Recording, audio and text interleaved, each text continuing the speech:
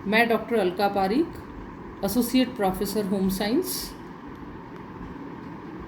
वस्त्र विज्ञान एवं परिधान में हम विभिन्न रेशों का अध्ययन कर रहे हैं। आज हम गोल्डन फाइबर के बारे में पढ़ेंगे, जिसे हिंदी में सुनहरा रेशा कहते हैं, और वो है जूट। जी हाँ, जूट। इसी के बारे में आज हम विस्तृत अध्ययन करेंगे। जूट एक नेचुरल फाइबर है, यानी कि एक प्राकृतिक रेशा है। और जूट के रेशे के में जैसा हमने और रेशों में पढ़ा, उसी तरह से हम पढ़ेंगे जूट के इतिहास के बारे में, उसका उत्पादन, विशेषताएं और उपयोग। इनको हम विस्तार से इनका अध्ययन करेंगे।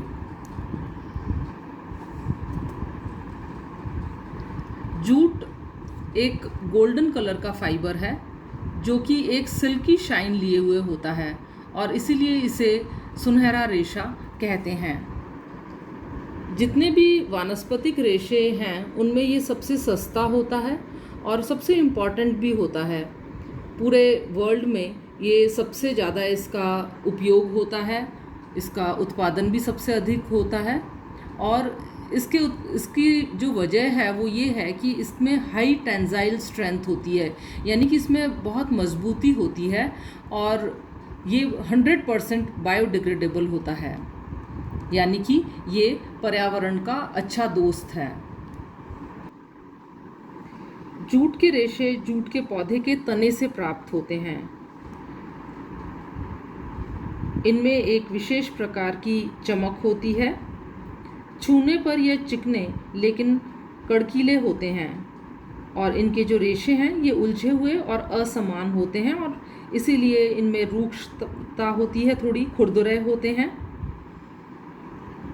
इनका निर्माण रस्सियों, सस्ते दामों की चटाइयों, बड़लेप, बोरे बनाने आदि के लिए किया जाता है। और बच्चों, प्राचीन काल से ही जूट की खेती भारत और बांग्लादेश में की जाती रही है। इतिहास साक्ष्य है कि जूट के रेशे का इस्तेमाल प्राचीन काल में अफ्रीका और एशिया में सबसे अधिक किया जाता था, और अकबर के ज़माने में भी इसका यूज़ काफ़ी अधिक होता था। आजकल बांग्लादेश में जूट का उत्पादन सबसे अधिक है, और विश्व में 85% तक जूट की आपूर्ति केवल बांग्लादेश ही करता है। जूट का यदि हम व्यापार देखें तो जूट का इंग्लिश में व्यापार को ट्रेड कहते हैं। तो जूट का जो व्यापार है वो इंडियन सब कॉन्टिनेंट के चारों तरफ होता है, और जैसा पहले आपको बताया, बांग्लादेश में सबसे अधिक जूट का उत्पादन होता है, और ये सबसे बड़ा एक्सपोर्टर है रॉ जूट का, यानी कच्ची जूट का सबसे अधिक ये एक्सपोर्ट करता है। जो 75% जूट के गुड्स हैं, पैकेजिंग मटेरियल जैसे बर्लैप, कारपेट क्लोथिंग हैं, ये सभी बांग्लादेश से ही प्राप्त होती है।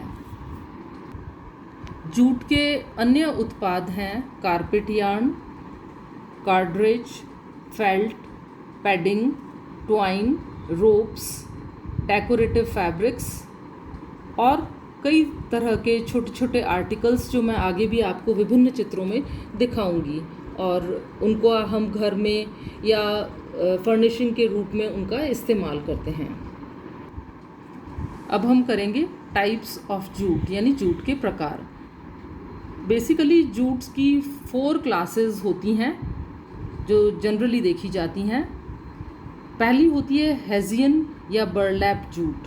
ये एक प्लेन वोवन फैब्रिक होता है जो कि 5 से 12 ऑन्स का होता है, और ये एक क्वालिटी जूट यार्न होता है। जैसे आप इसके बने हुए प्रोडक्ट्स भी देख रहे हैं, तो ये अच्छी क्वालिटी के जो डेकोरेटिव आइटम्स हैं वो बनाने के काम में आता है।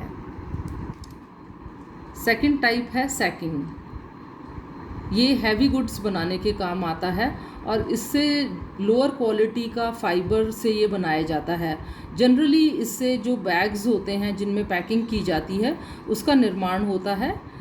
इसमें 12 वीव या प्लेन वीव का अधिक यूज़ होता है, और 12 to 20 ऑन्स पर यार्ड, ये इसका वेट होता है। थर्ड होता है कैनवास। कैनवास के बारे में तो आपने भी सुना होगा। ये फाइनेस्ट जूट प्रोडक्ट होता है, यानी सबसे अच्छी क्वालिटी का जूट का प्रोडक्ट होता है, जो कि क्लोजली वोवन रेशों से बनता है और इससे बेस्ट ग्रेड का फाइबर बनता है।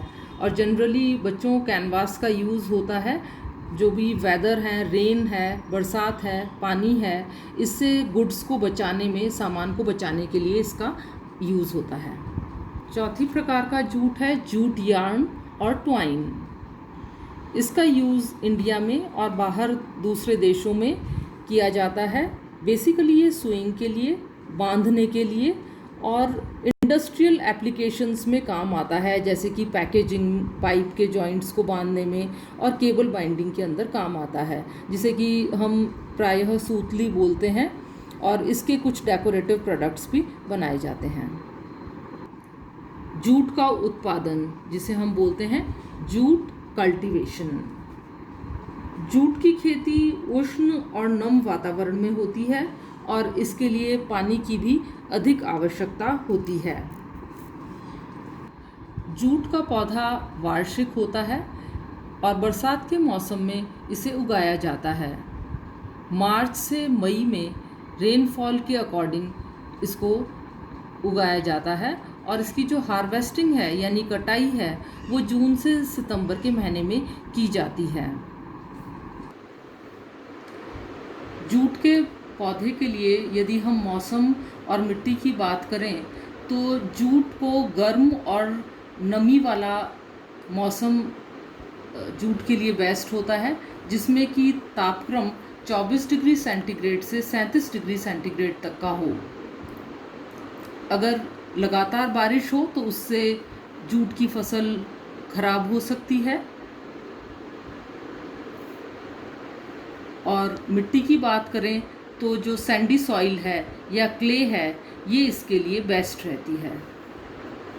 खाद के रूप में जूट के पौधे के अंदर कंपोस्ट खाद सबसे अच्छी होती है, या फिर फास्फोरस, पोटाश और नाइट्रोजन के फर्टिलाइजर्स काम में लिए जाते हैं।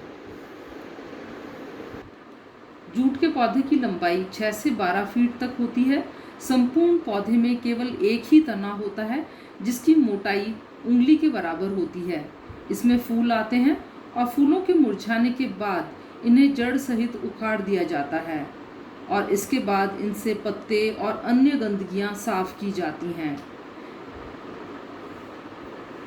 जूट की कटाई में 120 से 150 दिन लगते हैं। अगली प्रक्रिया होती है जूट के रेशे को तने से अलग करना, और ये कई प्रक्रियाओं के द्वारा की जाती है, जैसे गलाना, जिसे कि रैटिंग कहते हैं। और इसमें भी कई तरह के प्रोसेसेस होते हैं जिन्हें हम अगली कक्षा में पढ़ेंगे।